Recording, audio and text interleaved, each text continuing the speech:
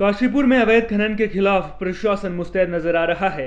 बात इस साल की करें तो अब तक आईटीआई थाना पुलिस 123 वाहनों को सीज कर चुकी है, जिसमें जेसीबी, डंपर समेत कई वाहन शामिल हैं। वहीं अवैध खनन करने पर इन वाहनों के चालान भी काटे गए। पुलिस के सख्त रवैये से खनन माफिया में हड़कंप देखने को मिल रहा है। हमारे द्वारा जो ये अवैध खनन पे जो गाड़ियां बिना रॉयल्टी के और अवैध खनन करते हुए पाई जाती है, उस पर लगभग जनवरी से अभी तक हमने 123 बड़े वाहन, जिसमें जेसीबी भी है और ट्रक, ट्रैक्टर सभी हैं, इन पे हमारे द्वारा कार्रवाई की गई है, जिनको हमने सीज़ किया है। जिनका रिपोर्ट जो है हमने खनन विभाग को और उनको एसडीएम साहब को और कुछ की वन विभाग को नियमानुसार भेजी है, जो अभी जिन पे कार्रवाई की जा चुकी है। आगे भी इस प्रकार की कार्रवाई जारी रहेगी। समय समय पर हमारे द्वारा, हमारे उच्च अधिकारी द्वारा भी चेकिंग अभियान चलाया जाता है। वो लोग भी इसमें शामिल रहते हैं। हम लोगों का भी डेली रूटीन में कार्रवाई रहती है। उत्तरकाशी दौरे पर आए गढ़वाल कमिश्नर रविनाथ रमन यमुनोत्री पहुंचे।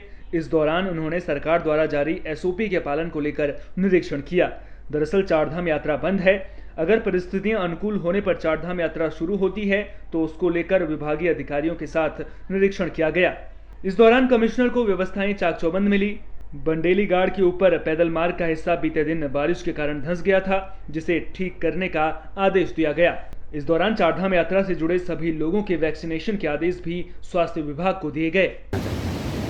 देखिए, यहाँ पे एक तो यमुनोत्री में अभी चारधाम यात्रा व्यवस्था अगर प्रारंभ होती है आगे भविष्य में, उसके लिए क्या क्या तैयारियों की आवश्यकता होगी, यहाँ पे जो अवस्थापना सुविधाएं हैं उनकी क्या स्थिति है, तो उसका निरीक्षण करना था। दूसरा, अभी क्योंकि वर्तमान में चारधाम यात्रा बंद है, तो इसके लिए जो राज्य सरकार है उनके द्वारा एसओपी जारी की गई है, और उसी के क्रम में जो देवस्थानम बोर्ड है उसके द्वारा भी एसओपी जारी की गई है। इसका परिपालन किस तरह से हो रहा है उसको देखने के लिए मैं डीएम और यहाँ के जो स्थानीय एसडीएम और अन्य जो प्रशासनिक अधिकारी हैं, जैसे पीडब्ल्यूडी है, जो जिला पंचायत है, और स्वास्थ्य विभाग है, पेयजल है, इस तरह से अन्य जो भी लाइन डिपार्टमेंट्स है वो सबके भी अधिकारीगण यहाँ पर उपस्थित है।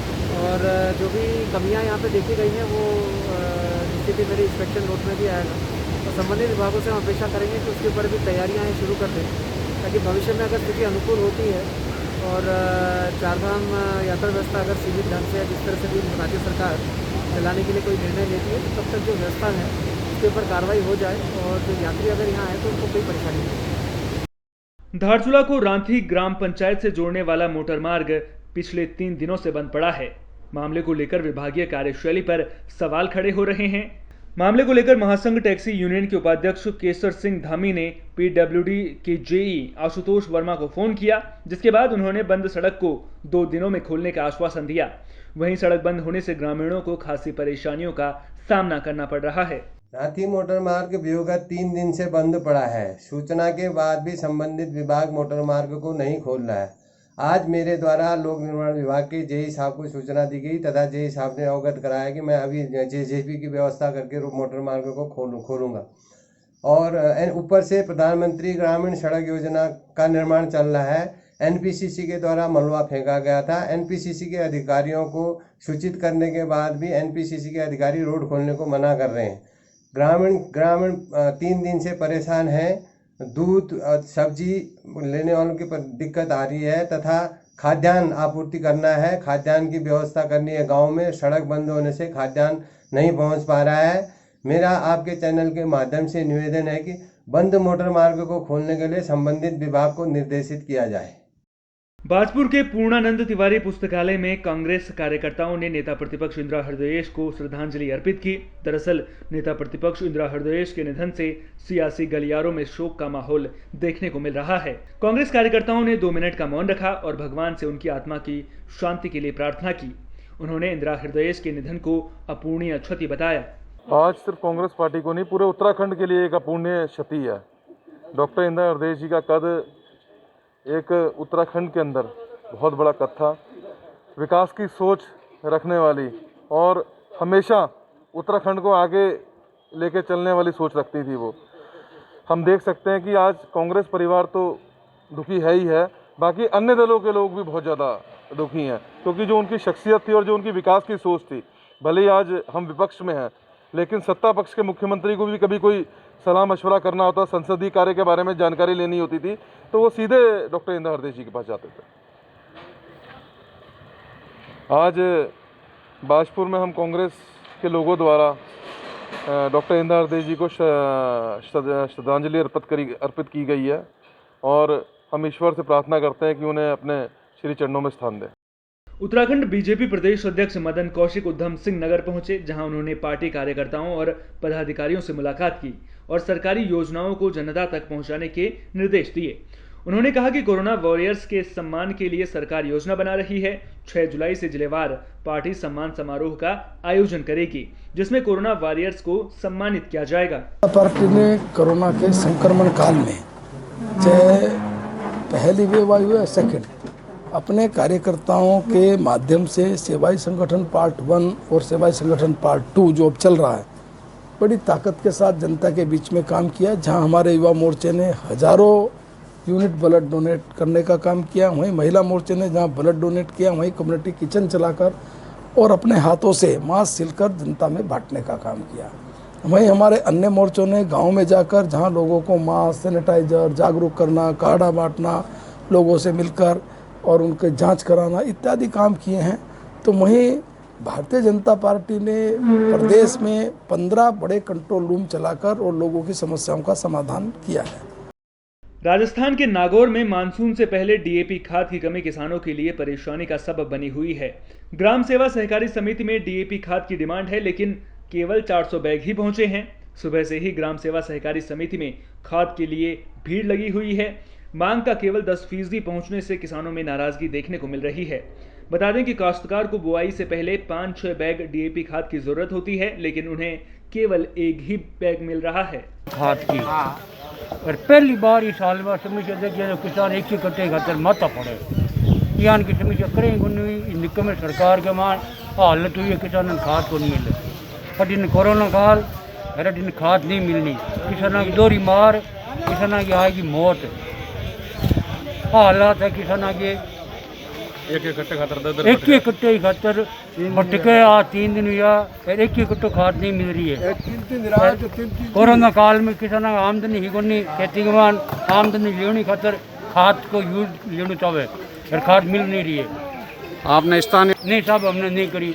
विधेयक तो यहाँ पास में है, उनको मालूम है सभी बात क्या करनी है। अपनी समस्या अवगत करा देते। समस्या ऐसा खाद मिलनी चाहिए, किसान को खाद और बीज मिलनी बहुत जरूरी है। एक एक कट्टे के लिए दर दर भटक रहा है और अधिकारियों को अवगत भी करवा दिया, लेकिन अधिकारी मनमर्जी कर रहे हैं। ये हो रहे हैं, किसानों को घुमाई कर रहे हैं, अधिकारी कर रहे हैं मनमर्जी। भारी परेशानी है खाद की। लोग लगा घर भाग 4-4 घंटे हो गए, एक कट्टा नहीं मिल रहा है किसानों को। भूखे पैसे किसान बैठे हैं सभी। किसानों को समय पर खाद नहीं मिलती है तो किसान चक्का जाम करेंगे, फिर आंदोलन करेंगे, फिर अधिकारियों की जिम्मेदारी होगी। खबर मध्य प्रदेश के रीवा से है, जहां Shyam Shah medical college BSc nursing 3rd year की छात्राओं ने कलेक्टर ऑफिस का घेराव किया और मांगों को लेकर ज्ञापन सौंपा है। उन्होंने कहा कि 2.5 साल बीतने के बाद भी उन्हें मात्र 5 महीने का मानदेय दिया गया। उन्हें सरकारी गाइडलाइन के मुताबिक हर महीने 3500 रुपए मिलने चाहिए। अगले 21 दिनों में मांग पूरी न होने पर उन्होंने काम बंद कर हड़ताल की चेतावनी दी है। आज आप लोग कलेक्ट्रेट कार्यालय आए हैं, क्या समस्या है? जी, हम शासकीय श्याम शाह मेडिकल कॉलेज से आए हैं। हम नर्सिंग स्टूडेंट्स हैं।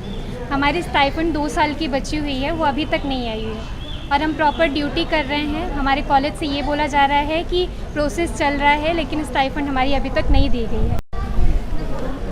अभी हम लोग कलेक्टर सर के पास अपनी समस्याओं को लेके गए थे, तो सर ने बात किया और सर ने बोला है कि 21 डेज़ में हम कुछ जो भी एक्शन है वो ले रहे हैं और आपकी समस्याओं को सुलझाने की कोशिश करते हैं। बाकी अभी तो देखते हैं क्या होता है। फिर बीजेपी के राष्ट्रीय महासचिव कैलाश विजयवर्गीय रविवार को सिरोंज पहुंचे, जहां उन्होंने स्वर्गीय लक्ष्मीकांत शर्मा के परिजनों से मुलाकात की और पूर्व मंत्री के परिजनों को ढांढस बधाया। उन्होंने कहा कि सरस्वती शिशु मंदिर से आचार्य से लेकर एमपी सरकार के अनेक विभागों में मंत्री रहते हुए लक्ष्मीकांत ने अच्छा काम किया और उनका सर्वत्र राज्य की सेवा को समर्पित था। नहीं, बहुत अच्छे कार्यकर्ता भाव से उन्होंने अपना पूरा जीवन जिया। और कार्यकर्ताओं की चिंता की। एक बहुत अच्छा भारतीय जनता पार्टी का नेता हमने खोया है और निश्चित रूप से उनके नेतृत्व में प्रदेश में काफ़ी नए काम हुए। कभी कभी उनके व्यक्तित्व के बारे में जिस प्रकार चर्चा होती है तो मन को पीड़ा भी होती है, और जहाँ तक मैंने लक्ष्मीकांत जी को नज़दीक से देखा है, एक बहुत ही बेबाक प्रवृत्ति के व्यक्ति थे और हमेशा समाज के बारे में, क्षेत्र के बारे में, जनता के बारे में सोचकर और सरकार में भी हिस्सेदारी करते थे और व्यक्तिगत जीवन में भी।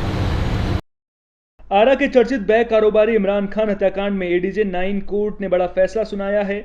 आरोपी खुर्शीद कुरैशी समेत 10 आरोपियों को फांसी की सजा सुनाई गई है और 1 लाख का आर्थिक दंड भी लगाया गया है। केस की सुनवाई सिविल कोर्ट के वीसी रूम में वीडियो कॉन्फ्रेंसिंग के जरिए हुई। बता दें कि 6 दिसंबर 2018 को धर्मन चौक के पास बैग और बेल्ट कारोबारी इमरान को दिन दहाड़े अपराधियों ने गोलियों से भून दिया था, जिसमें बैग कारोबारी की घटनास्थल पर ही मौत हो गई थी। उत्तराखंड में बरसात के कारण ऋषिकेश बद्रीनाथ राष्ट्रीय राजमार्ग कोडियाला के पास भारी चट्टान गिरने की वजह से बंद हो गया। चट्टान गिरने से सड़क पर मलबा जमा हो गया है, जिसकी वजह से यात्रियों को खासी दिक्कतों का सामना करना पड़ रहा है। रोड निर्माण में लगी कंपनी सुबह से ही जेसीबी से मलबा हटाने में लगी है, लेकिन 11 घंटे बाद भी रास्ता नहीं खुल पाया है।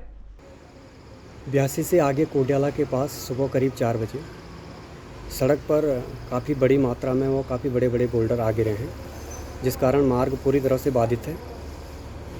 मार्ग खुलवाने का कार्य लगातार जारी है।